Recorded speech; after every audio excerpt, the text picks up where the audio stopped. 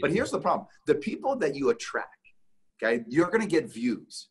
But I'm going to tell you something. Fans are not buyers. This just be clear.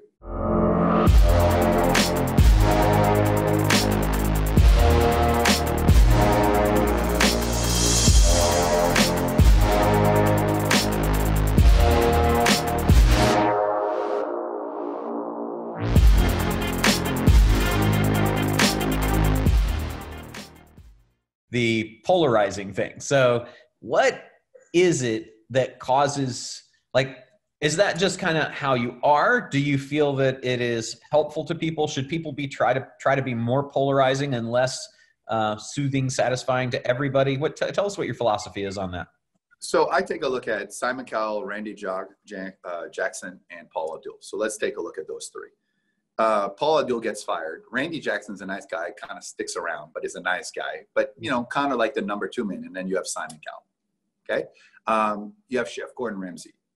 Everyone loves to idolize Steve Jobs. But one of my coaches, Mike Slade, who was best friends with Jobs, is now best friends with Gates, worked at Microsoft and worked at Apple when Jobs went back to Apple, and worked at Net Computer.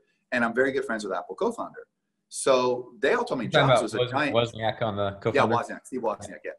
They all say Jobs was a giant asshole. Like, he just was ruthless. But now we sort of idolize him for what they do, and it's a crowded marketplace. And I have been coached by George Ross, and George Ross was President Trump's right-hand man for 47 years on The Celebrity Apprentice. I'm not going to get into politics here, but he's 92 years old. He now works for me. Okay, so he always told Trump how it is. Whether he did it or not, it doesn't matter, right? But whether you disagree or not, as a businessman, Trump did build the name and big billions in real estate. However you want to say, like, you start talking about Trump and people come up. But I was always coached, because I think a lot of coaches tell people what they want to hear. And in a way, there's two types of people. There are people that want to be told what they want to hear. And I've been doing a live Instagram every day at 4 p.m. Eastern time, coaching people live. And I can't tell you how many times people have been told by other coaches that their idea was good when it's not good, because it's sometimes people need tough love. And look at Bill Belichick, all right? Let's just take another example of football, okay? And he is not a well-liked person. You know, one of my friends is downtown Chicago, is an agent for some very big names. Everybody does not like Bill Belichick. He's a hard driving, he's not empathetic, he says that how it is, grumpy all the time, but the man wins Super Bowl. Now, you might argue, say, look at Tom Brady left. They won 6 Super Bowls. So unfortunately, the very nice people, and I think in your way, your style is a bit different, because you're the harmonizer, the nice one, the approachable as well. And that works for you, but for most people, it doesn't. But you're still willing to tell people how it is. And so I go in and I'm straightforward, no BS. But now I'm the highest paid business coach in the world, right? I have a private equity as well, very successful. Everybody gives me their money to invest, to buy companies in real estate and things like that, to invest in assets. I invest in all kinds of different things, right? While people are not paying out their investors right now, we just paid out people today.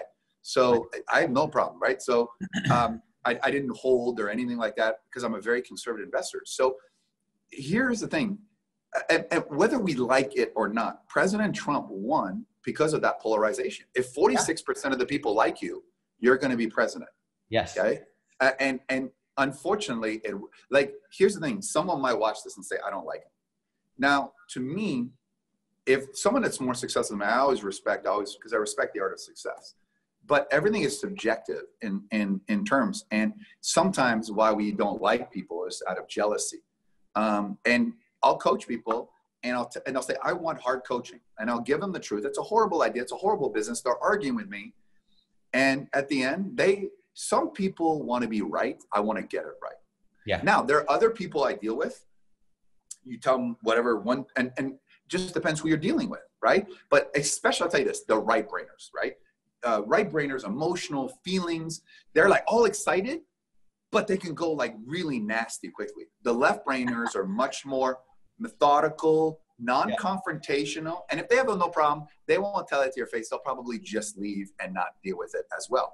So it's different personalities react to different things. Now, Chef Gordon Ramsay, $71 million last year. Simon Cowell, $65 million. Steve Jobs built Apple. President Trump became president. So this notion that everybody's going to like you is impossible. And it's hard, you know? And, it's not going to happen no matter who or how nice you are either. It's like there are always haters. So you just have to, you know. Yeah. And I mean, the problem is that the haters spend haters spend time on winners. Winners spend time with winners. So, and hatred is a form of jealousy, but I've never met a hater doing better than me. Here's the nastiness of the world right now is people are building their brands off hating other people. So you have this YouTube movement of, let me review this person and talk about how bad and how they're BS. And maybe they're right, maybe they're wrong. Unproductive, yeah. Horrible. But here's the problem. The people that you attract, okay, you're going to get views. But I'm going to tell you something. Fans are not buyers. This is be clear. Fans are not buyers. And this whole movement, and you and I mean, you'd been in a long time, but we come from a different thing. Like, I have nice stuff. I have houses all over. I've got all the stuff, the watches, everything. I don't show it. Now this whole thing about social is the Ferrari, the watch, the plane. And unfortunately, when Warren Buffett, Mark Zuckerberg, Bill Gates don't showcase their wealth, and Jeff Bezos, and they're the richest people in the world, then why does some guy with some internet marketing program wants to brag about having a Ferrari that's probably rented? And even if it wasn't rented, it doesn't matter because you're attracting the wrong type of people. Yeah. Because one thing you realize is once you hit a certain goal financially, whatever that is, you don't care about that stuff.